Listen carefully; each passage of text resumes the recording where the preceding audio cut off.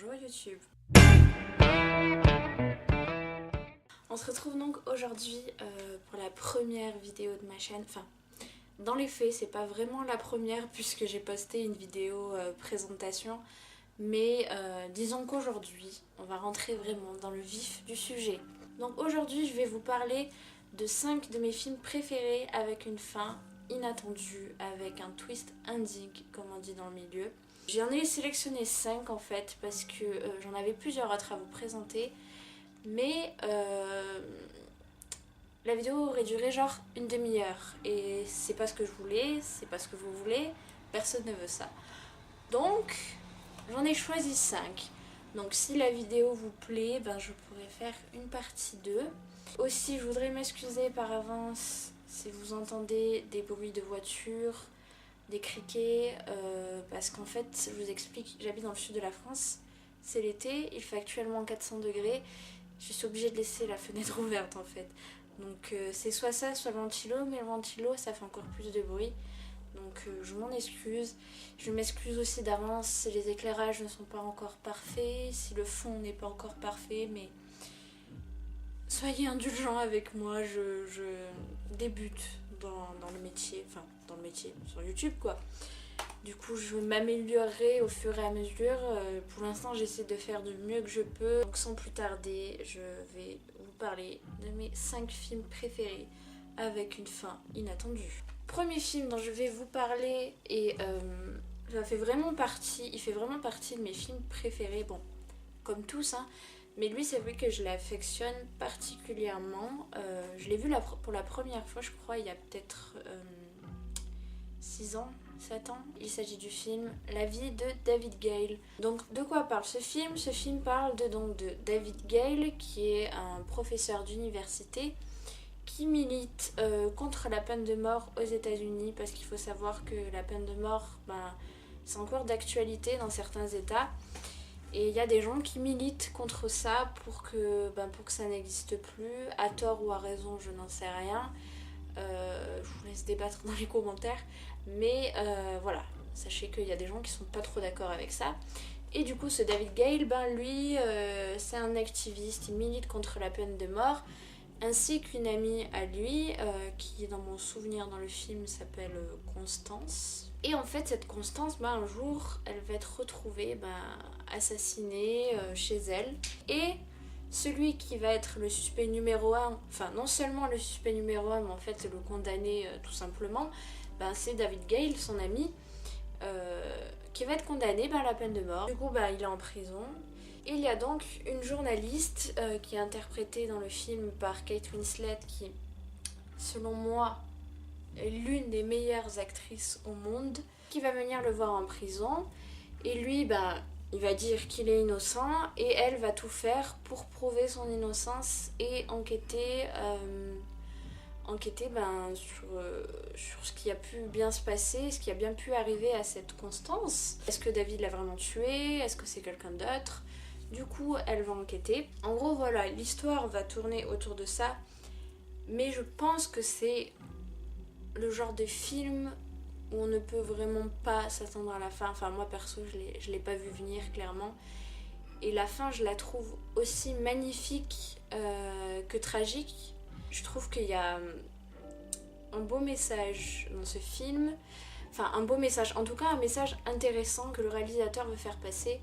Et c'est ça que j'ai beaucoup aimé dans ce film. Deuxième film dont je vais vous parler, il s'agit du film Le Village. Ça parle de personnes qui vivent dans un village, forcément, vraiment reculé de tout. Et en fait, du coup, dans ce village, le village est dirigé par ce qu'ils appellent dans le film des anciens. C'est un peu, ouais, c'est les mecs qui sont en charge du village, qui prennent les décisions importantes.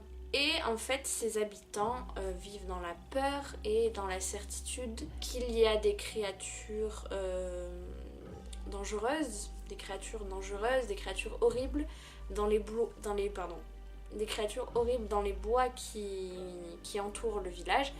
Il est donc interdit en fait de quitter le village, de traverser les bois, parce que c'est dangereux et que dans mon souvenir, il y a un espèce de traité qui fait que si les villageois ne vont pas dans la forêt, ne traversent pas la forêt, en échange, les créatures ne viendront pas les embêter. Et du coup, donc, ils vivent dans cette peur, dans cette certitude, voilà, qu'il faut pas quitter ce village. Et en fait, ce qui va se passer un jour, c'est qu'il y a un des habitants qui va avoir un accident, qui va être très grièvement blessé. Et le souci, c'est qu'ils n'ont pas du tout ce qu'il faut pour le soigner et en fait pour le sauver parce que son état est plutôt grave. Et il y a une fille qui est éperdument amoureuse de cet homme. Elle va demander la permission à son père qui fait partie du groupe des anciens de traverser les bois pour atteindre la ville la plus proche et aller chercher de quoi sauver son bien-aimé. Mais ce que vous ne savez pas, c'est que cette femme est aveugle. Autant dire que c'est un peu compliqué. Du coup, finalement, son père va accepter. Du coup, elle va traverser les bois pour aller chercher de quoi sauver l'amour de sa vie. Alors, raconté comme ça, on pourrait peut-être croire que c'est un film d'horreur ou un truc effrayant, mais ça l'est pas du tout en fait en soi. Enfin, même pas en soi, ça l'est pas du tout quoi. C'est juste un super film avec une musique magnifique qui a été composée par un de mes compositeurs de musique de film préférés, James Newton Howard, et réalisé par un de mes réalisateurs préférés également, qui, si vous ne le connaissez pas, je vous conseille d'aller faire un tour sur sa filmographie parce qu'il a fait beaucoup de films connus et beaucoup de films très intéressants et je vous les conseille vraiment beaucoup. Troisième film dont on va parler, alors ça c'est un film que j'ai vu la première fois à l'école. C'est assez surprenant parce que c'est pas le genre de film qu'on nous fait regarder habituellement à l'école. Ce film, il s'agit du film Les Autres, avec pour actrice principale Nicole Kidman, ça je pense que tout le monde la connaît, je vais plus la présenter, qui selon moi et selon beaucoup de personnes, de ce que j'ai lu sur internet, des avis, des commentaires, joue divinement bien. Donc ce film parle de Grace, donc, qui est interprétée par Nicole Kidman, je crois qu'elle s'appelle comme ça dans le film, dans mes souvenirs, qui habite seule dans un manoir avec ses 2 enfants en Angleterre, et je crois que c'est sur l'île du Jersey, un truc comme ça.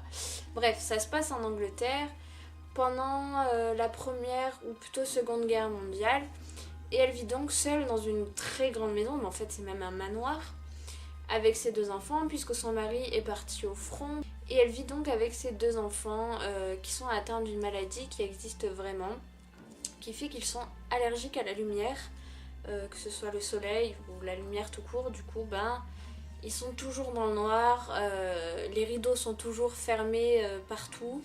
Elle se sent beaucoup isolée cette femme parce qu'il faut qu'elle s'occupe de ses enfants, elle ne peut pas sortir, elle ne peut pas les laisser seuls. Et justement, elle peut encore moins les laisser seuls maintenant parce que ses domestiques ont disparu. Du moins ne sont plus venus travailler du jour au lendemain sans donner de raison, sans demander leur argent. Et elle va donc faire une annonce pour demander de nouveaux domestiques pour s'occuper de ses enfants, pour s'occuper de la maison, parce que dans une maison de cette envergure, dans un manoir, on peut pas faire tout seul le ménage et entretenir une maison. Et du coup, un matin, il y a une vieille femme, un vieil homme et une jeune fille qui vont se présenter pour dire qu'ils viennent proposer donc leur service en tant que domestique, que nounou pour les enfants. Du coup, Nicole Kidman va gentiment accepter. Au début, tout va bien se passer, il s'occupe bien des enfants, il s'occupe bien de la maison. Tout se passe bien et en fait, de plus en plus, il va se passer des choses bizarres dans la maison. Ça va être des voix, des bruits. La fille de Grace, donc de Nicole Kidman, va dire que elle voit un petit garçon, alors que dans cette maison, il n'y a que les 2 enfants de Nicole Kidman, donc Anne et Nicolas, un garçon et une fille, et les domestiques. Et donc elle dit qu'elle voit un enfant, qu'elle voit des gens dans la maison, et il va commencer à se passer des choses bizarres qui vont faire très très peur à Grace et aux enfants. Et Grace va en venir à la conclusion que cette maison est peut-être hantée et va donc se mettre à la recherche de preuves, d'objets qui auraient pu appartenir à des gens qui habitaient là avant et qui pourraient potentiellement être mort et enfin potentiellement être mort dans la maison et hanter les lieux. Et je vous en dis pas plus parce que si je vous en dis plus, ben ça sert à rien. Du coup voilà. Et raconter comme ça, effectivement, pareil, je me rends compte que ça fait film d'horreur, mais pas du tout. Ça fait plus thriller, ouais, plutôt thriller que film d'horreur. Enfin, c'est pas du tout classé dans la catégorie film d'horreur, je crois. Bon, ça reste quand même un film assez sombre. Ça reste quand même un film assez sombre, c'est pas une comédie où on va se taper des barres, pas du tout. Et dans ce film, eh ben, en fait, ça me fait rire parce que le réalisateur, en fait, arrive à vous faire voir ce qu'il veut, à vous faire comprendre ce qu'il veut, à vous montrer ce qu'il veut, et c'est là qu'est le génie du film. Et en fait, à la fin, dès qu'il y a la chute, on se dit mais en fait, on s'est tellement fait avoir tout le long du film. Et c'est ça qui est génial, et c'est pour ça que j'adore ce film. Et en plus, comme je vous ai dit, Nicole Kidman joue divinement bien. Elle est genre juste à couper le souffle dans ce film. La musique est magnifique. Tout est génial dans ce film. Et comme je vous ai dit, ne vous fiez pas à... Parce que c'est vrai que ça fait très cliché comme film d'horreur, la maison hantée, mais je vous assure que ça a rien à voir avec un film d'horreur, et il faut vraiment donner une chance à ce film parce qu'il est juste génial. Quatrième film dont je vais vous parler, il s'agit d'un film qui est sorti il y a un petit moment. Je pense qu'il a dû sortir en 2008 ou 2009. Et c'est un film qui, je pense, est vraiment très connu, mais je voulais quand même vous en parler parce qu'il est vraiment bien. Et lui, pour le coup, on peut plus le mettre dans une catégorie film d'horreur, bien que, à mon goût, pour 1h45 de film, il doit y avoir une seule scène où vraiment c'est... Je peux comprendre que ça dégoûte, mais en plus ça dure, genre... Sur 1h30 de film, il doit y avoir une scène qui est à la limite... Je peux comprendre qu'on dise que ça fait film d'horreur, mais voilà, en plus la scène dure vraiment une demi-seconde, donc voilà. Du coup, il s'agit du film Esther. Donc, je pense que vous connaissez, ou peut-être pas. Et du coup, ce film, ça raconte l'histoire d'un couple qui a déjà 2 enfants, une fille et un garçon. La petite fille est sourde et a des prothèses. Et en fait, la femme a été enceinte et a perdu son bébé à la naissance. Et ça l'a beaucoup chamboulée, ça l'a beaucoup perturbée, à elle, à son mari, au couple, à la famille. Ça a vraiment eu des conséquences, ce qui est normal. Ce couple a dans le projet d'adopter un enfant. C'est ce qu'ils vont faire. Un jour, ils vont se rendre dans un orphelinat de bonnes sœurs. C'est géré par des bonnes sœurs. Et ils vont donc faire la rencontre de cette petite fille, Esther, avec qui le courant passe très bien dès la première fois. Cette petite semble vraiment gentille, mignonne, intelligente, vraiment toute mignonne. Et vu que le courant passe très bien, que cette petite fille est vraiment adorable, le couple décide de l'adopter. Et au tout début, donc elle arrive chez eux, elle s'installe, tout se passe bien. En apparence, cette petite est vraiment gentille, mignonne, toute coquette, un côté un petit peu princesse. Et en fait, il va s'avérer petit à petit pendant le film qu'elle va dévoiler une personnalité très inquiétante. Elle va s'avérer être en fait très dangereuse, très manipulatrice. Et ça va commencer par des petites choses et ça va être de pire en pire. Et donc voilà, elle va révéler une personnalité très très très inquiétante. Et vraiment la fin, elle est juste ouf. Et on pense à tout, vraiment à tout sauf à ça. Et ce film, voilà, il est vraiment très prenant. Et en plus, il y a l'actrice qui joue donc la mère, c'est une actrice que j'adore, elle s'appelle Vera Farmiga, si je le dis bien. C'est celle qui joue Lorraine Warren dans Conjuring, pour ceux qui connaissent et qui aiment les films d'horreur. Et 5e et dernier film dont on va parler, il s'agit du film 6e Sens, qui a également été réalisé par M. Night Shyamalan, je sais toujours pas le dire. Donc celui qui a réalisé le film Le Village dont je vous ai parlé juste avant. Donc ce film, de quoi il parle? Il raconte l'histoire d'un petit garçon qui est interprété par l'acteur qui joue dans Intelligence Artificielle, mais je ne me rappelle plus le nom de cet acteur, je ne sais plus, mais il joue juste divinement bien dans ce film et de manière générale, mais particulièrement dans ce film. Donc c'est l'histoire d'un petit garçon de peut-être 9-10 ans qui rencontre quelques petits soucis de comportement, si je puis dire, qui se met vachement à l'écart des autres enfants, qui est renfermé sur lui-même et qui a un comportement un peu étrange, qui inquiète sa mère et voilà.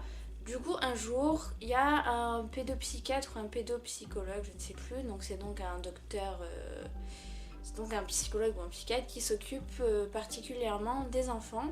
Et donc ce psychologue va essayer d'aider ce petit garçon à voir ce qui va pas, essayer de comprendre pourquoi il a tel ou tel comportement.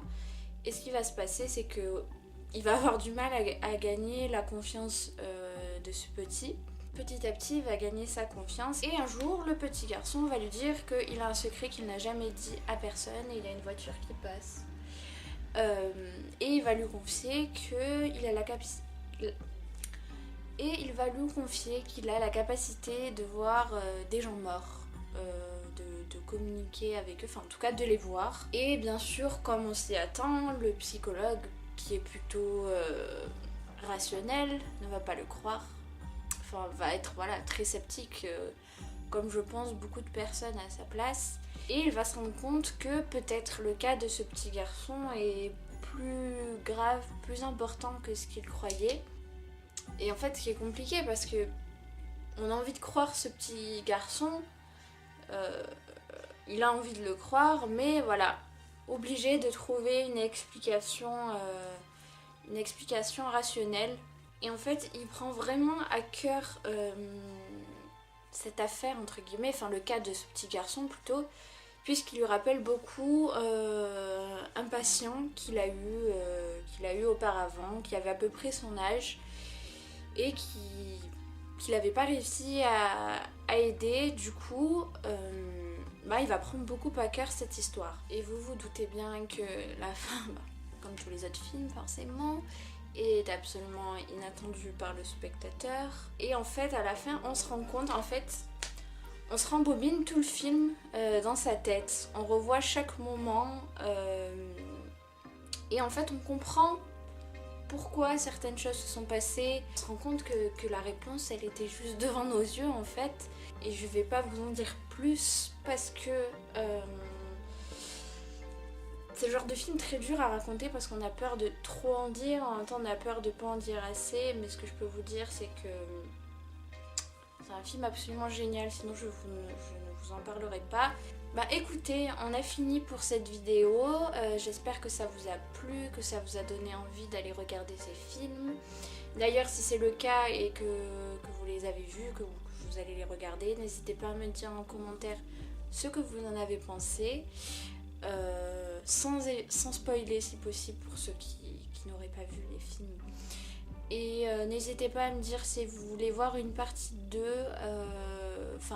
une suite de cette vidéo où je vous présente d'autres films avec une fin inattendue, une fin où on est sur le cul. Voilà, j'espère que ça vous a plu, que vous avez passé un bon moment. N'hésitez pas à vous abonner à la chaîne si vous en avez envie, à mettre un pouce bleu si la vidéo vous a plu et à partager si l'envie vous vient éventuellement. Et moi je vous dis à très bientôt dans une prochaine vidéo. Salut!